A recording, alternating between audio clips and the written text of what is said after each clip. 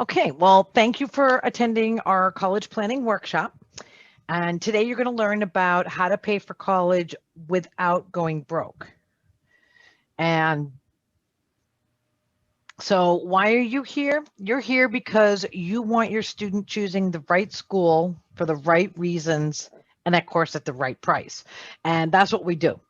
So the information's general in nature, seeing that everyone's personal financial situation's complex and very different. Due to this, we're going to offer free initial consultation to those who attend tonight, where we'll take 60 minutes of our one-on-one time to review your specific and individual situation. So why should you listen to us?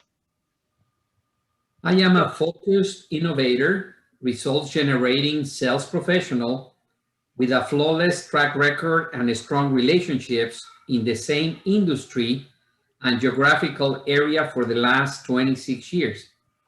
I have worked with Fortune 500 companies most of my career. I have been featured in several publications, radio, internet, and TV shows. I am the co-founder and CEO or COO of Green Education Foundation Corporation and the creator of the 123 Fast Forward training platform. My focus is to help you increase your knowledge to protect and grow your wealth while helping you reduce your tax liability with comprehensive and reliable solutions for college and retirement planning. Ken Tolchin, with a career track that includes public accounting, controllership, insurance, and financial services. I've spent 30 years helping people with their financial well-being. With a looming retirement crisis, my primary focus is educating clients on the institutional threats to surviving the retirement years, as well as employing strategies to protect their assets and create a lifetime stream of income. As a co-founder and director of Green Education Foundation, I realized the direct relationship of planning for both college and retirement funding. With the worthy goal of sending your children to their dream school, many of you, unfortunately, raid your retirement funds to accomplish that. My goal is to make both a reality. And I'm Barbara Miller, and I'm an expert in admissions and student positioning. I've helped thousands of families to save tens of thousands of dollars on the cost of college and guide their students to their dream fit school. Since March 2012, I've worked with presenting over 300 free educational workshops on how to navigate through the maze of college planning without financial, emotional, or mental stress. Now, while I've not previously worked in the education arena, I have spent over 35 years in recruiting and human resources. And let me just point out that getting noticed by schools is parallel to getting noticed by big corporations.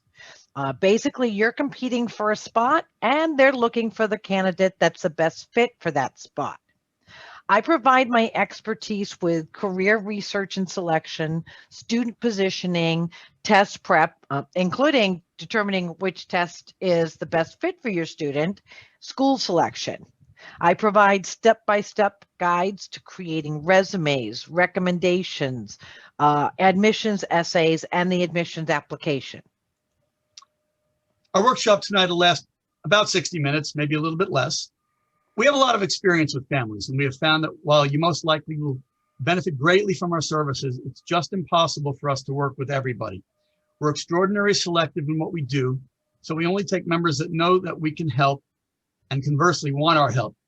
Let me give you an idea of what to expect. During the initial evaluation, we'll discuss your student, where you currently are in the process, and what your goals, objectives, and obstacles are. When we get to the end of the conversation, if you like what we discussed and sounds like a good fit for your family, then we discuss the next step to determine if we can take you on as a client. Every family is unique. That's why there is no cookie cutter way to proceed. After all, college is a huge investment and the process is complex with several hidden steps and obstacles along the way. Our goal is to help you achieve a great outcome for your student and your finances. And the other goal is to educate the community with our community outreach program. And we're trying to do these workshops, educate people as much as humanly possible.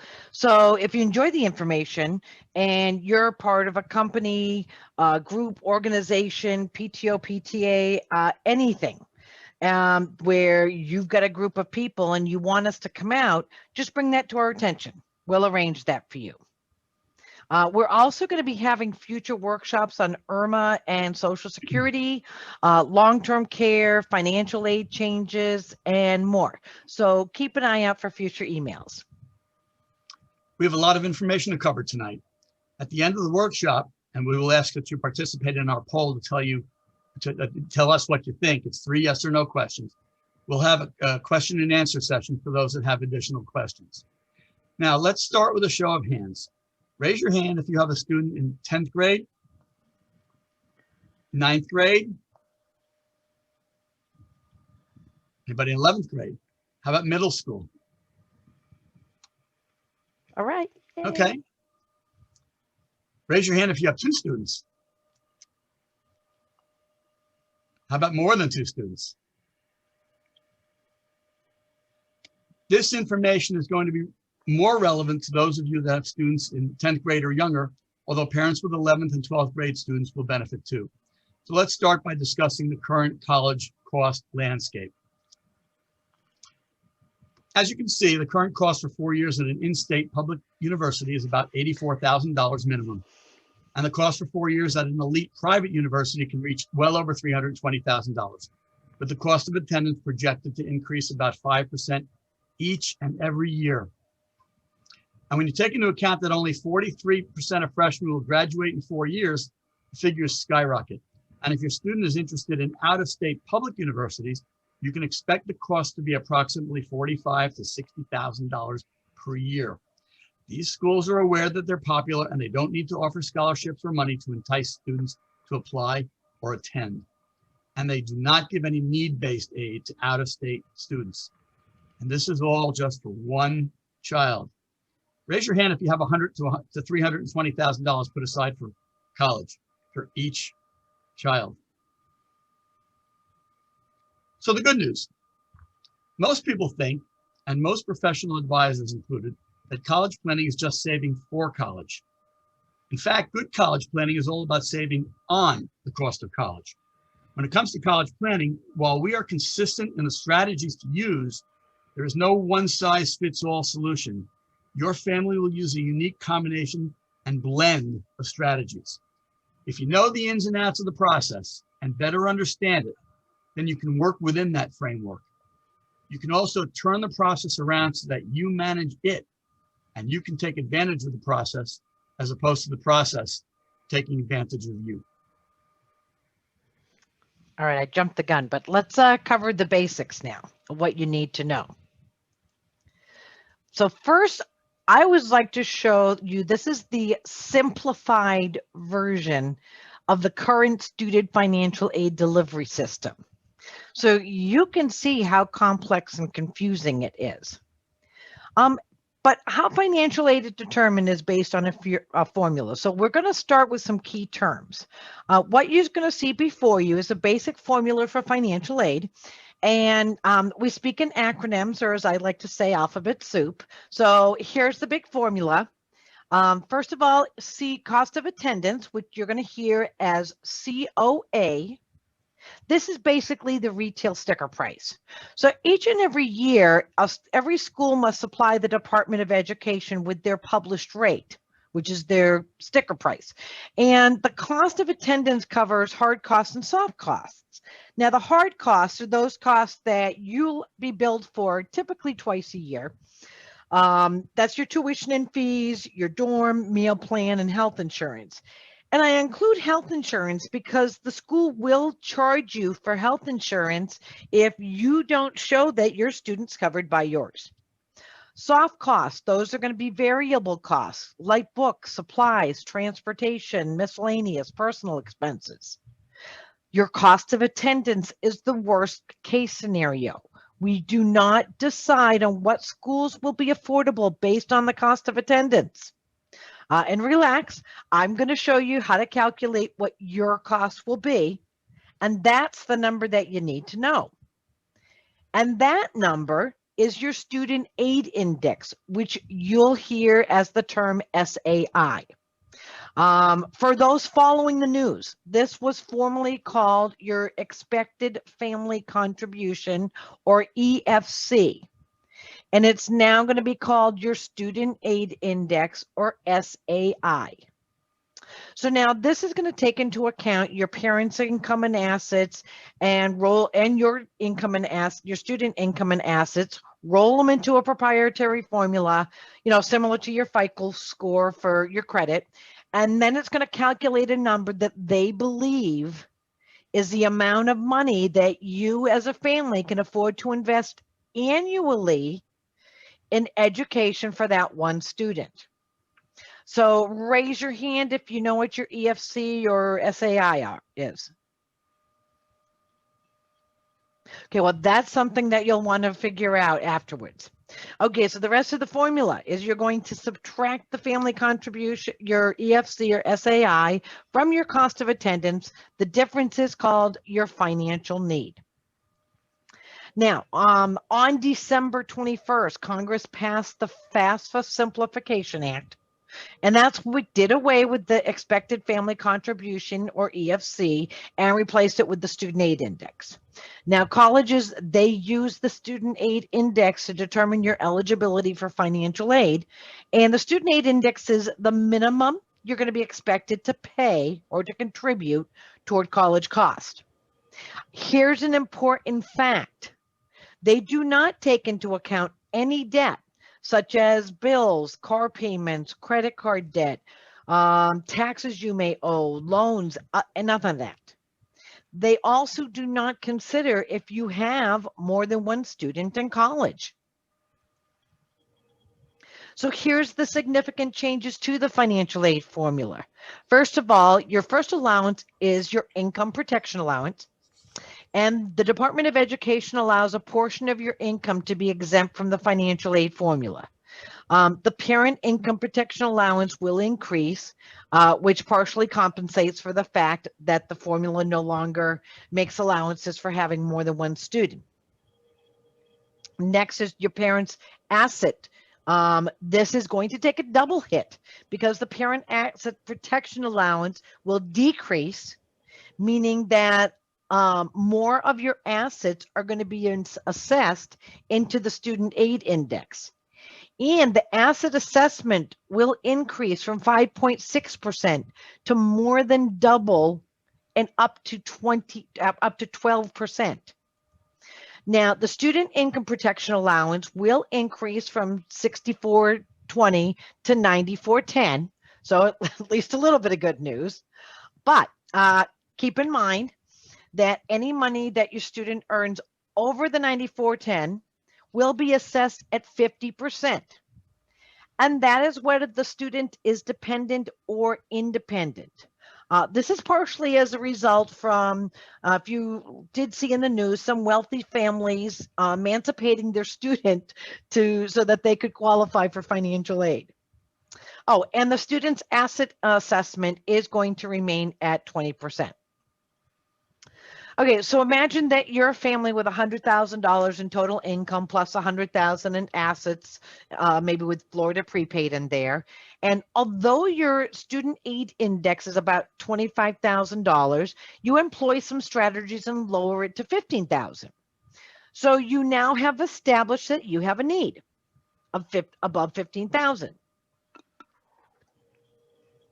And we're going to start with a public university. Now, it doesn't mean that you're going to get anything. Schools are not required to cover your need. So there's 3 critical questions that you need to get the answers to. First question is, what percentage of need does that school offer?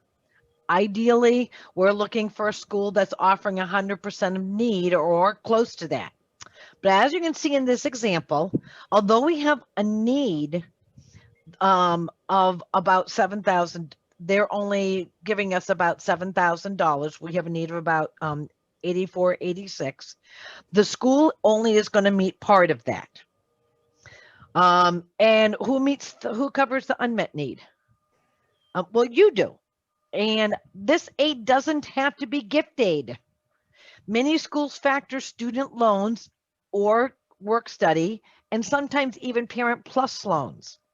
So the second question you need to ask is what their breakdown between gift aid and self-help. So self-help aid includes work study and student loans, whether or Perkins loans or Parent Plus loans. For example, if one school gives 60% gift aid and 40% self-help, while another school is going to give 75% gift and 25% help, you can see where you can significantly pay less. So your real cost or out-of-pocket cost is the sum of your student aid index of 15,000, your unmet need, and your self-help. So for this, that's going to be a total of 20,000. Oh, that was going to be a total of 20,038 for the one. Now, I want you to realize, a spoiler alert here, for these examples, we are not including any possible state merit aid, such as Bright Futures, or any institutional merit aid. This is just looking at need-based aid. And speaking of Bright Futures, I didn't make a pretty slide for this, but right now they are looking to change Bright Futures to where it is only going, it was supposed to, they were trying to get it passed where it was only for certain degrees that a student pursued. And instead of putting the onus or the accountability on the college to make sure that the student, they have a good career center, they're actually proposing to make the students take career awareness courses. They are also talking about eliminating the book stipend for academic scholar level, about having to get the students having to get the AP Capstone Scholar Award, and also talking about if the students get AP courses, take AP courses and dual enrollment courses, they're going to adjust the Bright Futures to subtract the number of credits that Bright Futures is going to be eligible for by the number of credits the student's going to college with already. So we're in the middle of fighting this bill, but that's something you have to keep. You can't depend on Bright Futures is what I'm trying to say. Okay, so the other school is a private college, and let's say the cost of attendance is almost triple that of the public university example. We're going to do the same thing. We're going to subtract the student aid index, and we come up with a financial aid need, which naturally due to the difference in cost of the public university is much higher. But look at what happens when you see the aid package. The entire financial need is met. So you see, there's no gap. So no gap to add to your $15,000. Furthermore, the private school gives 97% gift aid and only 3% self-help. So as it turns out, because of the big difference in the ability of the private school to meet your financial need, it actually is going to end up being less expensive out of pocket than the public university that you thought was going to be cheaper. So while there's many regions, private colleges may often cost a family the same or less than public universities, there's two that I want to point out. Private schools as well as public schools, they have endowments. Now, some endowments obviously are larger than others, and some allow for more of it to be used for financial aid. Public schools typically use their endowments for athletic scholarships to attract better athletic players. Private schools use their endowments to offer more money to the students they want for academics. So you'll get a better award at a private school. Plus, because it's their endowment dollars for financial aid, and because it's their money and not the states or federal governments, they pretty much don't have to follow the same financial aid rules. They can give the money to whomever they want. And they tend to give the most money to better students. They also have tremendous flexibility to match other colleges' financial aid offers, where public universities do not match other colleges' offers. Remember, I told you 3 questions. So the third question you need to ask is, what's the average length of time to graduate for school?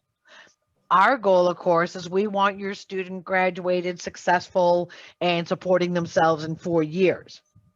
According to the Department of Education, completing the program within 150% of the published time for the program is considered to be graduating on time.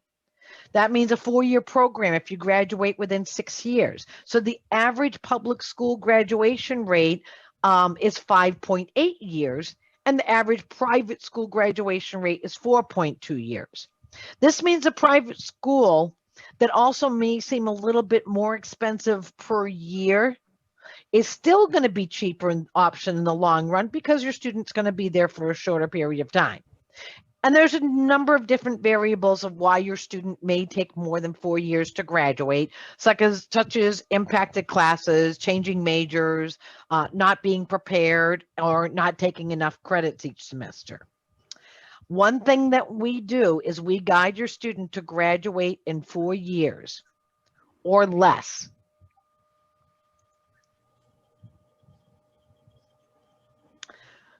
And so it's all going to start, sorry about this. So this all is going to start with the student's freshman year. That's right, their freshman year. So one of the first things we do is we teach your student how to develop a few good habits, namely study skills, time management, reading comprehension, and test taking. Your student should be exploring careers. Our software matches careers that fit their personality traits, their natural attributes, their work importance factors, and their passion or interests. Raise your hand if any of your students have been exploring careers or occupations. Okay.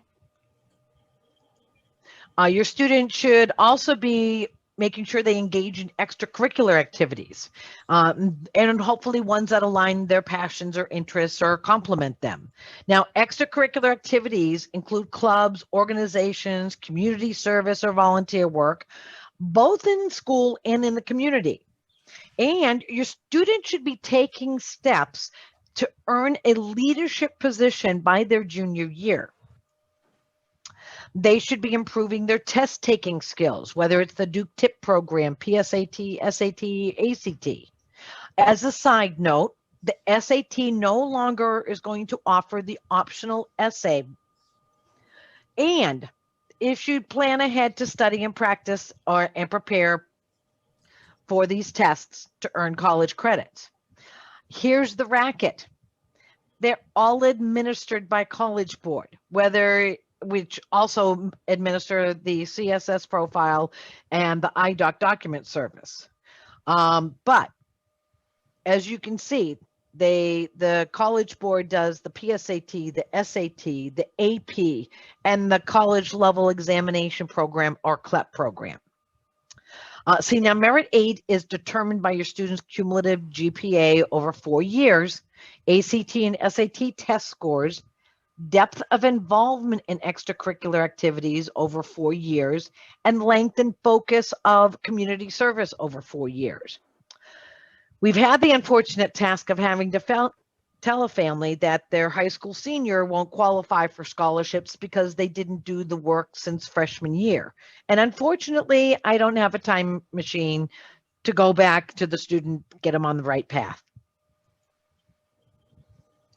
So once your student has positioned themselves to stand out, it's important that they pick the right schools for the right reasons, meaning the school's an academic fit and a social fit, and of course for the right price, meaning that you're able, ready, and willing to pay for what's expected to pay. And I put them in this order for a reason. The first thing to consider, obviously, is your ability to pay. Secondly, are the funds that are going to be used for college, are they going to be there when you need them? Meaning, do they have guaranteed growth, and are they going to be liquid? And third, well, just because you have the ability to pay $20,000 to $80,000 a year, it does not mean that you are willing to pay that. Now let's look at costly mistakes to avoid. The mistake number one is not knowing the student aid index formula. If you don't know how financial need is determined, and if you don't know the difference between included income and assets and non-reportable income and assets, for purposes of filling out financial aid forms, you should know, because where you keep your money matters. If you don't know how to legally and ethically position your money properly for purposes of financial aid, you could end up losing thousands of dollars in financial aid. Number two, school choices. If the student applies to fewer than 6 schools, the odds for a good aid package will be much less than if he or she applies to 10. The college knows that it's only competing with a few schools and that your choices are restricted. So the school has the better hand. The more colleges apply to, increase the odds of getting a really good package that can be used to leverage a better one at another school. But the opposite applies too. If your student applies to over 15 schools, the schools perceive that as a smaller chance of your student selecting their school to attend should they accept your student. The schools may hesitate in offering a spot based on the perceived probability that your student will not attend. Also, it is imperative that you pick schools where your child lies in the top 20% of the incoming freshman class with respect to their GPA, SAT, ACT scores. Schools will definitely give preferential packaging that will be more free money versus loans to students who lie in the top 20 to 25% of the incoming class. Keep in mind, there are over 6,500 accredited colleges and universities. Your student will get the same and sometimes a better education at a school that may not have the elite status. Mistake number three will be not applying at all. Actually, in my humble opinion, this should be the number one mistake. Lots of parents, for lots of reasons, don't bother to apply. But the two biggest are because you think that you make too much money or that your student is a straight A or talented, gifted, or minority student, so you will get the scholarships. Big mistake, because there are too many colleges that won't offer merit money unless you file the forms. They will use that merit aid as an incentive to attract a top student to their school that did complete the financial aid forms. If you're not completing the financial aid forms because you think that you make too much money, we can appeal it to see if you can get more or any money. And if some unfortunate event takes place, like COVID, the college won't have your information to be in a position to be able to reconsider helping you. Mistake number four, and I have heard that a number of times, I got a guy. Unfortunately, and with all due respect, CPAs and tax preparers are experts at tax planning and preparation, not financial aid planning. For example, a CPA or any other tax preparer might suggest that you put some or all of your assets in your child's name to save money on taxes. While this advice is fantastic for reducing taxes, it will usually kill most of your chances of getting financial aid. If you had a legal issue, you would call a lawyer that does not represent the other side. If you had a sad tax situation, you would probably like to consult a CPA first and not the IRS. So if you're going to ask for expert advice, make sure that there are experts in college planning, funding, and not the college financial aid department. Mistake number 5 will be taking the first offer. Do not respond to a college that sends you a financial aid package first. Instead, wait until the financial aid packages from all the school your child has been accepted have arrived, and then they have been evaluated for fairness. We've seen it happen way too often where the student will get a financial aid award from the first choice school and accept it before any other financial aid awards arrive. So let's pretend that your student gets a financial aid award from the number 1 school, let's say for $35,000. You keep getting financial aid awards similar and maybe even a little bit more. But you follow our advice and wait for the last award, which happens to be your student's least favorite school. Except this financial aid award is for $50,000. And the 2 schools are in direct competition for the same student. That aid package could be used as a bargaining chip to get a better deal from your student's first choice. Keep in mind, the money is reserved for you until May 1st, which is what we call decision day. The strongest leverage is a competitive package from a similar caliber school. Thank you, George. So we're probably about halfway through, maybe a little bit more. We'll take just a quick breather. I want to welcome some people that came in a little bit late. We're very glad you're here. What I would encourage you to do is at the end of the program, stick around. I'm sure you'll have some questions. We will stay around as long as you have any particular questions, whether they're general in nature or specific in nature. We want you to get everything that you can out of the time that you spent here. So if you missed a little bit, don't worry about it. I'm sure you'll have some questions and we'll be happy to work with you on that at the end. This leads us to college funding, the college funding retirement savings dilemma. We know that paying for college is a very emotional concern of yours. You love your children, you want them to be successful, and you're willing to sacrifice for them financially. Many parents do, even to the point of jeopardizing their retirement nest egg. At this time, you're most likely juggling 2 financial balls, paying for your house and saving for retirement. And we're going to mess things up by throwing in a third ball of saving and paying for college. So raise your hand if you have a plan to accomplish all 3. We'd love to see who you are. Okay. Or you'll be forced to choose and end up like these parents. We're here to make sure that you don't put your retirement savings at risk. We want you to avoid this at all costs. You need to work on a plan to be able to afford all of these without sacrificing any of them. There's a wise man that once said, failing to plan is planning to fail. The first fact that you need to know is that the financial aid department's goal is to protect the assets of the college and give away as little as possible. Your job is to use the rules of financial aid to make your contribution to the college as small as possible. And that's what we endeavor to help you with. As you can see, your objectives are in direct opposition to those of the school.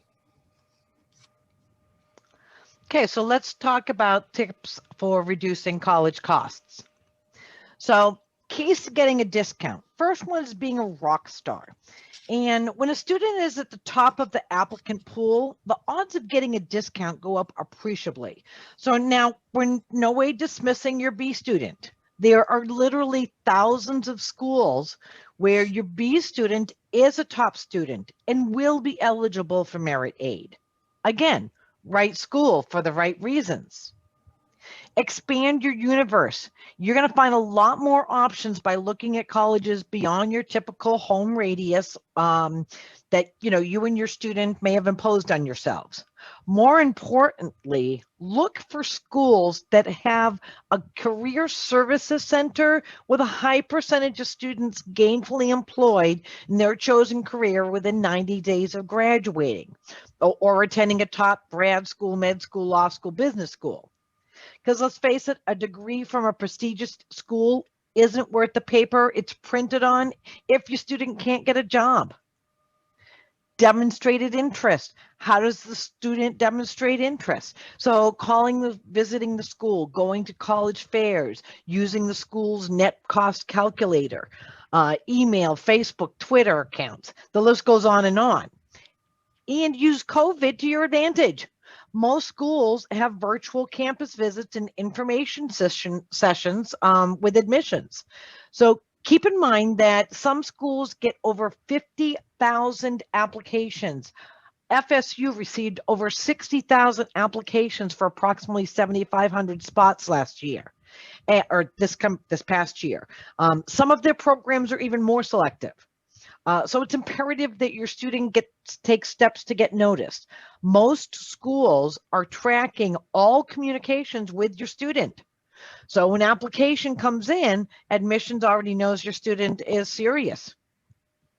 Creating leverage. This term is relative to every college and every student regarding to applying to schools in direct competition with each other. Applying to competing schools increases the chances of a discount and getting a better discount if need be. Completing the financial aid forms. Filling out financial aid forms is something every parent should do, including those who will get no need-based aid, because some schools won't even give merit scholarships unless you do. For example, to be eligible for any scholarship at University of Central Florida, you must complete the FAFSA, even for their Pegasus scholarship, which is their top merit scholarship. You must plan for financial aid before filing financial aid forms.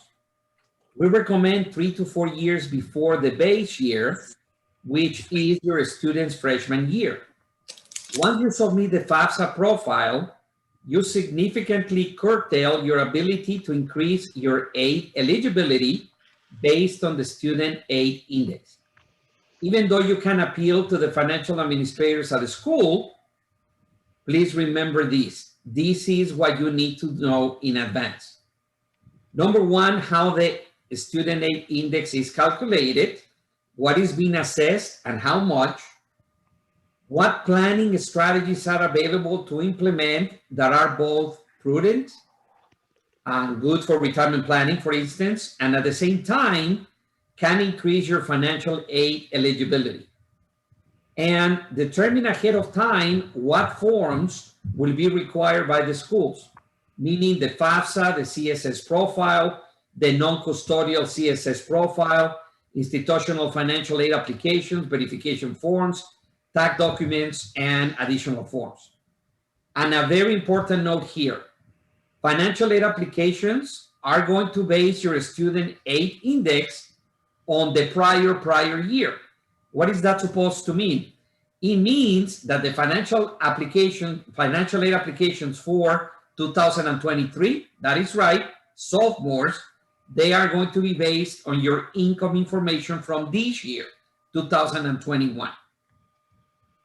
The plan is to make sure that we reach both our objectives and our goals. Our objectives are to have enough funds for college while we are saving and protecting you for retirement with minimal impact on our monthly cash flow. And if the strategy is appropriate for college and for retirement, this is a win-win situation. Our goals are to have our returns exceed college inflation of 5% per year, where the investment has tax-deferred growth, tax-favored access for college, is favorable for financial aid, can be used for college and retirement, and has tax-favored access for retirement. So let's talk about the portion that you will be paying. As we previously mentioned, this is a juggling act. So how are you expected to pay for college? There will be only 5 ways to pay for college. So you may want to write this down. First, you can pay with your earnings or your income. This means that you will need to examine your budget in advance to determine how much from your pay you will be able to devote monthly. Where are we going to find that money? Maybe eat out less often, maybe eliminate some weekend getaways. We need to figure out this in advance. You can pay out of your cash, your investments, your piggy bank. The bad part about this is that the dividend will show you up in your tax return and artificially raise your adjusted gross income for that year, which entails also raising your student aid index. But if you do this before your base year and put it in an account that is out of the financial aid formula, this will become another win-win. Use your home equity to pay for college. Again, this will artificially raise your adjusted gross income and in turn, your student aid index. But if you do this before your base year and put it in an account that will be out of the financial aid formula, you guessed it, it's another win-win. You can also take loans.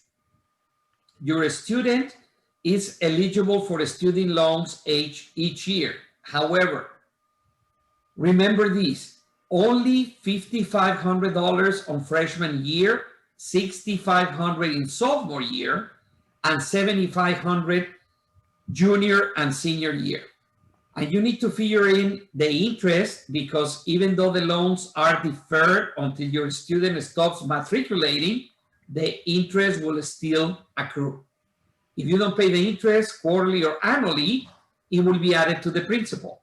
And then you will be charged interest on the interest the next year. Another way is, of course, retirement. We list this as a way to pay because there is always someone that comes up to us afterwards to ask. Your financial advisor will tell you that you can take a loan against your retirement or get a disbursement without any penalties. That will be correct. However, you have to keep in mind that now you are depleting your retirement account. And as I have heard many times, you can borrow for college, but you cannot borrow for retirement. Of course, you probably want to get scholarships and grants, and I have a feeling that is one of the reasons why you are participating in this workshop. For scholarships, your student needs to be spending their 4 years in high school, positioning themselves to become eligible. It is not something that you can come up to us when your student is a rising senior. Okay, so you may be penalized for saving. Now, the Department of Education assumes that any assets that you have outside of the retirement plans must be expenditures such as college. 12% of your investments are going to count towards your student aid index. This includes 529 plans. Now, a 529 plan is a tax-free college savings plan, and if you use the plan for saving for college, it grows and your cash, and you cash that money out and use it for qualified education expenses. Any of that growth is completely tax-free. So, how does that sound? Now, I don't know about you, but anything to do with tax-free and not paying the federal government taxes, I'm all about. So raise your hands if you've got a 529 plan. Nope. Okay. But just so you know, that was the IRS's rules. So the actual Department of Education says about 529 plans. I'm going to go through an example. So a family, husband and wife, 50 years old, have 2 kids, one going off to college. Department of Education calculates the amount of assets that they can have before it affects them in the formula. That number is $7,000. So yeah, not a whole lot. They have a 529 plan for each student with $50,000 in it. So that's going to be a total of $100,000 and $7,000 in the bank. So there's $100,000 over what the federal government says they should have in liquid assets. So what happened to that 529 plan? Yeah, it gets pulled right back into the formula. They calculate that 12% against that, and it gets added to your student aid index. So where'd the number just go? The number went up. So think about that. Federal government says, I've got a really great plan for you. Save money for college like a good parent. You can have that money tax-free on the gain, and everybody wins. So parents go, yay, we love that. Then you go and stand and apply for financial aid, and the Department of Education says, what? You really shouldn't have saved that money because it's going to drive up your student aid index. So this is one of those situations where understanding how they come up with the formula and calculating how it affects your student aid index, doing this early is going to benefit you. I'm going to take it one step further. One of the private schools that you're looking at perhaps moved the asset, because it's their rules, out of the parents' names and put it in the child's name. Now, why did they do that? Well, who's the 529 plan for? It's for the student, right? So the college says, no, I don't care what the Department of Education says. This is an asset for the student to go to college.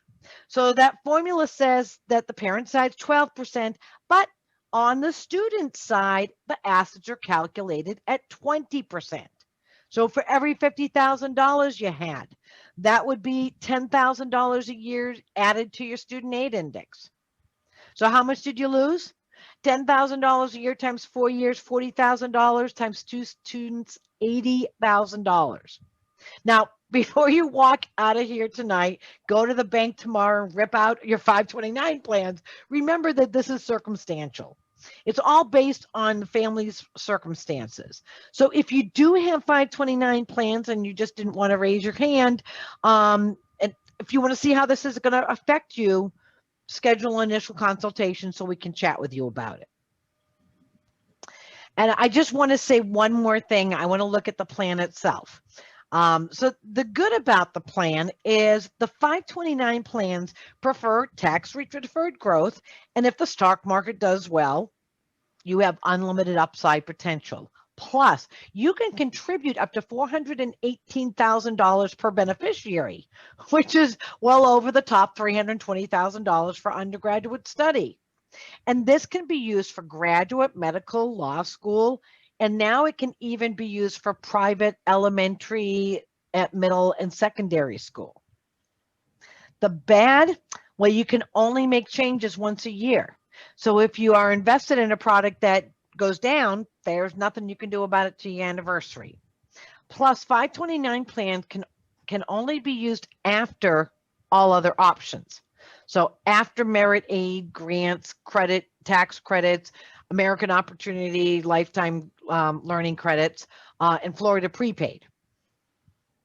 And the ugly, if the stock market goes down or does poorly, you have unlimited downside potential. And 529 plans, as we mentioned, are counted against you in the financial aid formula at 12%. So unless your plan has made more than 12% a year, not only have you unnecessarily raised your student aid index, but you've lost money. Plus, these plans may have charged like enrollment application fees, annual account maintenance fees, ongoing program maintenance fees, ongoing asset management fees, along with any tax penalties if the disbursements are incorrectly used. Now, raise your hand if you have Florida prepaid. I'm not going to beat you up this time, because this might be one of the best return on investments you have. If you paid for housing too, then you are ahead of the game. But I want you to keep in mind, Florida prepaid only covers part of the bill. Matter of fact, for in-state public universities, that's the cost of housing, meal plans, books and supplies, and miscellaneous costs you still have to cover. And that's about 65 to 75% of the bill. All right. Thank you, Barbara. It's Ken again, and time for you to bring it home. Just a little bit left. I'm glad you're all hanging in there. It's a lot of information. I know that it's tough to swallow all this. There's a reason that a lot of people mix up the process and need some help, because it's confusing and getting worse by the day, it seems. You do want to familiarize yourself with the asset strategies that can effectively lower your SAI, such as reallocating the funds to an asset that is not assessed by the Department of Education. So what are those assets? Here are some non-assessable assets. Retirement accounts, things like Social Security, 401ks, 403bs, 457s, IRAs, Roth IRAs, SEP IRAs, annuities, pensions, and life insurance. You can't just label a savings account, though, a regular savings account, as a retirement account and exclude it from the assessment. The law is very specific about what can be considered an excluded asset. Personal items. Need a new car or a bathroom renovation? Now's the time to buy that new large screen home theater or other things you needed anyway, because it'll lower your cash and savings and it'll lower your SAI. Home equity. If a school is using a CSS profile, paying down your balance may actually increase your SAI, since many schools include your home equity in your ability to pay. A great asset is life insurance with cash value, such as whole life. Any funds placed in a cash value life insurance are excluded from assessment, even though you may use those funds to help pay for college. As a matter of fact, you can use those funds for anything. Annuities. Although cash and annuities is not assessed, you wouldn't want to use those funds because of the heavy penalties for early withdrawal if you take them before you're 59 and a half. You also need to understand the structure of the annuity, because not all annuities are created equal. It's all about being an informed buyer. Gift money can reduce financial aid eligibility. How? Let's pretend that you have a relative that intends on helping pay for college. You need to take a couple of things into consideration. If the money is gifted to your student, well, then it's considered student income, which the SAI assesses at 20 to 25%. So $10,000 will add another $2,000 to $2,500 to your SAI. If your relative sends the money directly to the school will thank them emphatically and then turn to you and ask for your portion. Well, wait, we've been focused on the cost of undergraduate education for only one child. Remember, there are other things to consider. If your student is interested in pursuing a master's degree or an MBA or a JD or an MD, well, that's another 2 to 4 years with little to no need-based assistance other than loans. Do you have more than one student? While you're planning, you need to factor in funds for their college too. And once upon a time, we were taught to have enough savings to cover 3 months of salary in case of an emergency, such as losing your job or even a pandemic.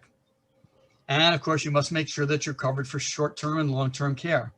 All this while still planning for retirement. The life expectancy has increased approximately 1% each year. While that may not seem like much, I can tell you firsthand that we're outliving the average by increasing numbers. Barbara's mom just celebrated her 97th birthday. My mom just celebrated her 90th. So we need to plan for enough income to support ourselves. We just talked about one of the reasons families don't apply for financial aid is that you believe your income is too high. What if that actually is the case? You make too much money. Well, there's a couple of things you need to know about that. Just because you can afford the cost of attendance doesn't mean you want to pay full retail price. With some inventive strategies and planning, you can make your money work for you to provide you with funds for college. This requires a full cash flow and financial analysis. Some of the areas where you can take advantage of financial aid rules are savings, cash flow, income and asset planning, several strategies that apply to business owners, tax planning, and loans. As long as it's legal, moral, ethical, and it can fit into a family's long-term strategies, it might make sense to look at those options as well. Just because you make decent money doesn't mean you're out of the world of getting help for college. We just may be looking at that strategically from a different direction. The cumulative benefit of implementing a variety of strategies can often yield a greater real savings to your family on total out-of-pocket college costs than can financial aid. And these strategies are more predictable ahead of time and under your control, as opposed to being controlled by the school with respect to financial aid. Here's your next step. Ask yourself what's important to your family. We've found that parents look at the process with concern. Sure, you want your children to be independent, happy, and successful. Many of you are under the assumption that if your child doesn't get into what they think of as the right college, that they won't be able to succeed. So finding a college can take on special meaning. Of course, what parent doesn't want their child to get lots of scholarships? You might have said to your child, you do the work and we'll figure out a way to pay for it. And then they had the audacity to listen to you and get accepted to top schools. So now the reality is starting to sink in. and you may be rethinking that promise, and you'd like to keep that promise without sacrificing your retirement. You may not always say it, but what you need or what you want is some help. No matter what you do, you need to ask yourself the following questions. What has your student done to determine what career, occupation, or major interests them? What are you going to be expected to pay for college? And how prepared are you for paying for college? You might ask, couldn't we just do this ourselves? Absolutely, you can, just so long as you're willing to become an expert on the admissions process and its impact on financial aid, as well as the thousands of pages of rules and regulations required to take full advantage of the process. Each family is unique, and it takes an experienced financial aid specialist to know how to advise you. You should have your plan on how to pay in place by the time your student is a freshman, and your student should start preparing their freshman year. A little personal story before we finish. I have a passion. I have several passions in life. One of them last year became a passion to help people in this arena. Why? Because my wife and I messed up this process. I'm a fairly smart guy, I think. And when we moved to Florida in 1986, we did one thing right. We picked up Florida prepaid for my kids. It was, I hate to tell you this, it was $5,000 a year lump sum back then. So my daughter made it very easy on us. She went to FAU, so her education cost $5,000. Hip hip hooray for me. My son, on the other hand, decided he wanted to go to Boston University. Now, where we messed up big time, and I didn't know any better, is that my in-laws had given my kids when they were very young some stocks and bonds, and it was all in their names. So when it came time for financial aid, we did none of the right things. It was all in their names. It all counted against us for financial aid, and Boston University gave us virtually nothing, whereas they are one of the more generous schools that are out there. So I have a passion to help people make sure that they understand this process and that they take advantage of this process to the best of their ability and to the best of our ability in helping them. So what we do is we're going to ask you to schedule your initial evaluation while it's free. We want to talk to you.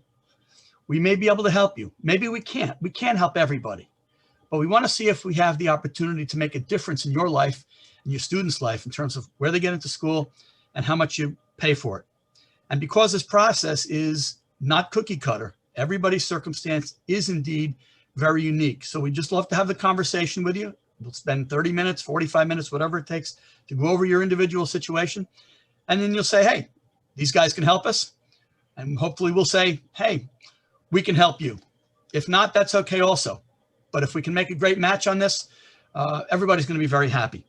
So schedule your initial evaluation and answer yes to the poll questions. Let's just go over a couple of rules about that. If you're married, we do ask that you have both parents present when we do your initial evaluation. Please don't ask us to make an exception for that.